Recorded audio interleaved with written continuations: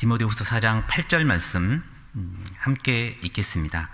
이제 후로는 나를 위하여 의의 면류관이 예비되었으므로 주 곧 의로우신 재판장이 그날에 내게 주실 것이니 내게만 아니라 주의 나타나심을 사모하는 모든 자에게니라. 참 이 말씀도 이제 읽을 때마다 늘 위로가 되지 않습니까? 우리를 위해도 사도 바울만 아니라 나도 나를 위하여서도 의의 면류관이 예비되어 있음을 우리는 믿을 수 있잖아요.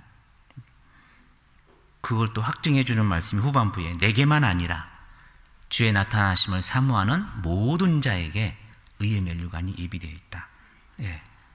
예비되어 있습니다. 우리에겐 좋은 것이 예비되어 있습니다. 그리고 그 주님의 의를 따라 어떻게 살았느냐에 따라서 그 면류관이 예비될 텐데 그 면류관도 조금은 영광이 다르지 않을까 싶습니다. 다 똑같을 수 없잖아요.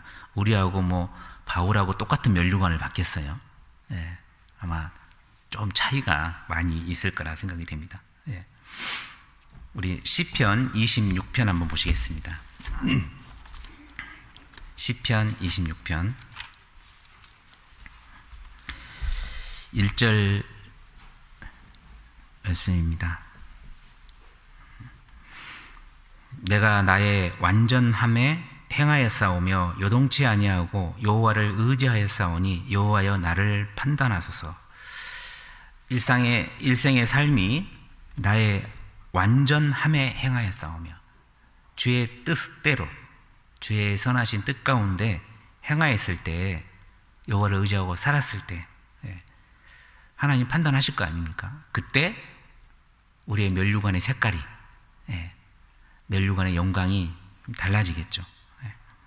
그래서 주의 의를 행하는 사람이 주님을 사모하는 사람이고 주님의 사랑을 받은 사람이고 그 사랑을 나타내는 사람이라고 할 수 있습니다. 그래서 고린도전서에 이제 사도 바울은 하나님이 자기를 사랑하는 자를 위하여 예비된 것이 있는데 그것은 눈으로 보지 못하고 귀로도 듣지 못하고 마음으로도 생각지 못한 것이었다라고 이렇게 말씀하시는데 아마 그럴 것 같습니다.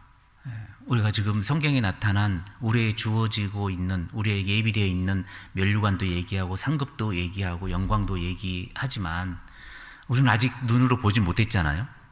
사도 바울은 셋째 하늘에 올라가서 잠깐 맛배기로 보았겠지만 우리는 아직 못 봤는데 사도 바울의 이 간증처럼 마음으로도 생각지 못하였다. 내가 한 것에 내가 산 것에 주님을 위해서 산 것에 비하면 너무나 큰 영광을 하나님이 예비해 주셨기 때문에 가면 다 놀라지 않을까 싶어요. 우리가 누구에게 선물을 받거나 무슨 어떤 기대를 가지고 갔을 때 그 기대보다 훨씬 크면은 놀라잖아요. 그것처럼 전상의 세계에 주님 앞에 갔을 때 정말 나를 위해 예비해 놓은 것이 얼마나 크고 영광스러운 것인지는 가면 정말 깜짝깜짝 놀라지 않을까 싶습니다. 마음으로도 생각지 못하였다. 우리가 이 땅에 살면서 아무리 좋은 것을 천상의 세계를 상상으로 그리고 상상으로 생각한다 할지라도 실제 보는 거하고는 비교가 안 될 거예요. 우리 어떤 지적 능력이 한계가 있으니까 그 다른 차원의 세계에 있는 그 좋은 것을 우리가 지금 이 땅에 살면서는 상상하기가 사실 좀 어렵다라고 할 수 있습니다. 그래서 그 그리스도인들에게는 하나님의 자녀에게는 좋은 것을 예비해 주셨잖아요. 반대로 악인에게는 어두움을 예비해 주셨죠.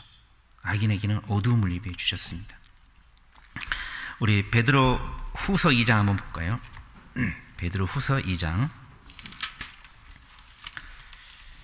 17절 말씀입니다.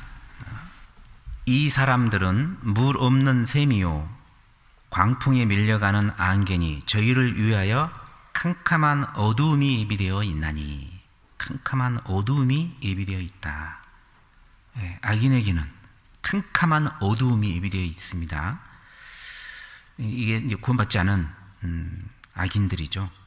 물 없는 샘이요 광풍에 밀려다는 안개 같은 사람들이다.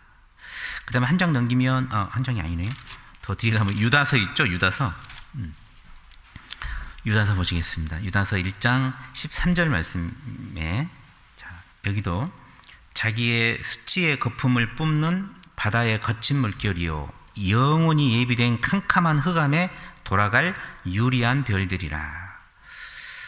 여기도 영원히 예비된 캄캄한 흑암, 지옥을 의미하잖아요. 캄캄한 어두움, 흑암. 이 사람들, 구원받지 않은 사람들, 악인들에게 예비되어 있는 것은 캄캄한 흑암입니다. 캄캄한 흑암, 지옥에 가는 존재는 마귀와 그를 추종하는 자들이 다 가는 곳이잖아요. 그래서 악인에게는 어두움이 예비되어 있습니다. 그 악인들에게도 사실은 인생을 살아오면서 그 사람의 인생 가운데 하나님을 찾을 수 있는, 만날 수 있는 기회를 엄청나게 많이 주시고 있죠. 특별히 우리나라에서 사는 사람이라면 정말 집만 나서도 교회당이 보이는데 하나님을 생각할 수 있는, 찾을 수 있는 기회가 너무나 많이 있잖아요. 그런데 그 기회를 잡지 않으니까 결국은 예비되어 있는 어두움에 캄캄한 흑암에 들어간다고 할 수 있습니다. 구약의 스바냐 선지자가 말씀하시기를 하나님을 배반하고 쫓지 않는 자, 하나님을 쫓지 않는 자, 멸절한다고 그랬고, 그리고 찾지도 않는 자, 쫓지도 않고 찾지도 않고 그리고 구하지도 않는다. 인생 가운데 하나님을 찾을 수 있는 기회를 정말 많이 주잖아요. 생각할 수 있는 기회를 너무나 많이 주고 있습니다. 그런데 하나님을 찾지도 않고 쫓지도 않고 구하지도 않는다면 결국은 영원히 어두움이 예비되어 있는 그곳으로 갈 수밖에 없는, 그래서 악인들에게는 어두움이 예비되어 있습니다. 그리스도인들에게는 영원한 면류관이 예비되어 있고 악인들에게는 어두움이 예비되어 있다, 이렇게 성경에서 말씀해 주십니다. 그리고 또 교회를 다니면서도 믿는다고 하지만 하나님의 인도하심도 없고 성령의 열매도 없고 그 사람 삶 가운데에서 하나님을 믿는다는 어떤 삶의 모습이 나타나지 않는 사람은 구원받지 않은 사람이라 할 수 있잖아요. 그 사람들도 캄캄한 곳에, 어둠이 예비된 곳에 이제 가게 될 겁니다. 그래서 성경은 살아계신 하나님의 손에 빠져 들어가는 것이 무서울진저, 이렇게 말씀하시죠. 하나님의 손에 빠져 들어간다. 하나님이 만들어 놓은, 그 마귀를 위해 만들어 놓은 영원한 지옥, 캄캄한 흑암에 빠져 들어가는 것이 무서운 거죠. 그래서 기회가 주어졌을 때 하나님을 찾아야 되고 만나야 되고 믿어야 되는 거죠. 성경에 있는 말씀처럼 참 사람들은 남도 속이고 많은 걸 속이지만 자기도 자기가 속아서 넘어가는 경우가 참 많은 거죠. 이렇게 사는 것이 정상적으로 사는 걸 거야, 이렇게 믿는 것이 정상적으로 믿는 걸 거야. 자기도 속는 거죠. 남도 속이기도 하지만. 정말 양심이 있는 사람은 구원이 아니면 자기가 구원이 아닌 걸 알죠. 그래서 알고 있는 어떤 형제님, 그 구원받은 지 한 15년 넘어서 이렇게 침례를 다시 받으러 왔대잖아요. 그 침례 봉사하는 형제님이 도대체 무슨 일이냐고, 왜 인제사 침례를 받냐고 그랬더니 인제 구원 받았다고. 근데 그분은 참 양심이 밝은 것 같아요. 그분은 중고등부 전도집회까지 했던 분인데 어떤 분이 얘기하기를 등짝만 봐도 전도인감인데 그렇게 열심히 살았다는 거예요, 교회에서. 근데 그걸 이해를 못하겠다는 거죠, 인재 구원 받았다는 말을. 근데 그분은 자기 자신이 알았던 거죠. 자기 자신은 속지 않았던 거예요. 그리고 자기가 구원을 진짜 받아보니 가짜가 보이더래요. 함께 교제하는 형제 자매들 중에 가짜가 보이더래요. 딱 자기의 그 구원받지 않은 상태의 모습이 딱 보이더라는 거죠. 그러잖아요. 우리 진짜를 알면 가짜가 보이잖아요. 진짜를 알면 가짜가 보이기 때문에. 그분은 되게 양심적인 사람인데 많은 사람들이 남도 속이고 자기도 속이고 있다. 그러나 속이지만 주님 만났을 때는 주님까지는 속일 수 없잖아요. 그래서 예수님 마태복음 7장에 그때 내가 저희에게 밝히 말하되 내가 너희를 도무지 알지 못하니 불법을 행하는 자들아 내게서 떠나가라. 밝히 말하는 거죠. 분명히 무엇이 잘못됐는지.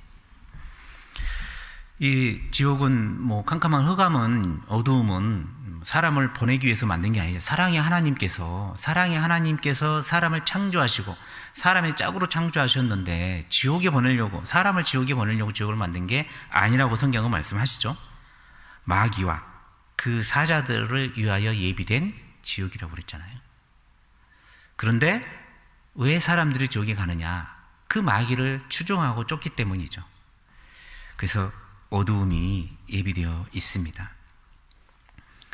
그리고 그리스도인들에게도 캄캄한 곳은 안 가지만 그리스도의 심판대가 있잖아요. 그리스도의 심판대가 있습니다. 그래서 주님 앞에 서게 되면 틀림없이 상도 받겠지만 책망도 받게 될 거라고 말씀하십니다. 책망 받을 때 부끄러움을 입겠죠. 남들은 상 받는데, 칭찬 받는데. 그래서 성경은 각 사람이 주님 앞에 서게 될 것이고 선악간에 반드시 심판을 받을 것이다, 이렇게 말씀합니다. 심판 받을 때 우리 모두가 사실은 책망받을 것이 없는 자로 이 땅에 살아야 주님 앞에 갔을 때 영광 가운데 맞이할 수 있고 기쁨 가운데 주님 맞이할 수 있지, 그렇지 않으면 부끄러운 가운데 주님 맞이하게 되겠죠. 그것은 이 땅에서의 삶을 어떻게 살았느냐에 따라서 달라질 거라 할 수 있습니다. 그래서 바울은 고린도전서에서도 그렇게 말씀하시고 골로새서에도 그렇게 말씀하시더라고요. 책망할 것이 없는 자로 이 땅에서 살아야 될 것을 이제 교훈해 주고 있습니다. 이 땅에서는 다른 형제 자매님들에게 핑계할 수 있잖아요. 내가 못하는 부분에 대해서. 그러나 주님 앞에서는 절대 핑계가 안 되는 거죠. 주님 앞에서는 절대 핑계가 안 되는 거죠. 주님 앞에 가면 내가 핑계를 댈 수가 없을 것 같아요. 이미 다 알고 있잖아요. 주님이 다 알고 있기 때문에 유구무원이 될 거라 할 수 있습니다. 그래서 책망할 것이 없는 사람이 된다는 것은 결국은 하나님께 부요한 자가 되고, 하나님께 부요한 자, 자기를 위한 삶이 아닌 영원한 것을 위해서 사는 사람이 책망할 것이 없는 사람이 될 겁니다. 그래서 영원한 것을 예비하는 삶이 되어야 될 것을 좀 생각해 볼 수 있습니다.